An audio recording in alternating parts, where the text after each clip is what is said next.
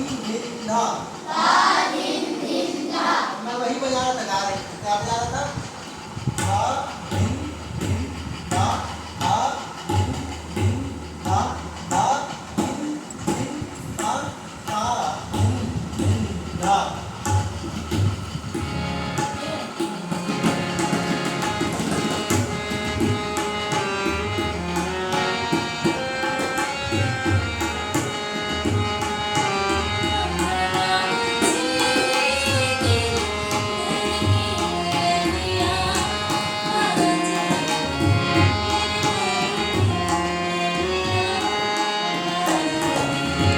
मधुबन मेरा देखा। कैसे बता रहा हूँ, वर्ण से शुरू करता हूँ आपको।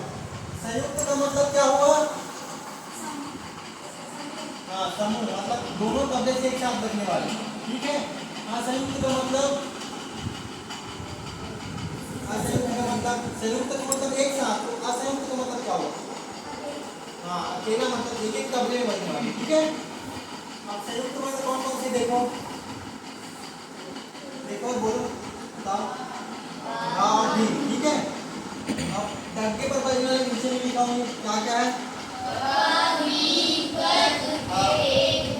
गे, ठीक है। ये दो प्रकार के वर्ण हैं, एक अलग है, ये अलग है। ऐसा एक एक बार सीक्वेंस वाइज लिखा हूँ ना, ठीक है। तो जी एक वर्ण, धा एक वर्ण, ना या ता एक वर्ण, तीन एक वर्ण, तू एक वर्ण, दिन या तुम एक वर्ण, ये 10 वर्ण है, ठीक है। इसमें किसको क्या समझ में आना चाहिए मैं बताऊंगा, ठीक है। तबला ही पकड़ना होता है इसको। अभी इसी तान को सरगम गवाने के लिए उसको गवाऊंगा, ये बजाऊंगा, ठीक है।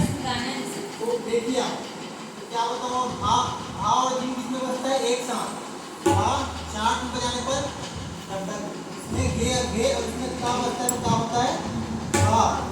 और इसमें 3 और इसमें गे गे बजता है, तो क्या होता है? धिन। क्या होता है? दिन। धिन।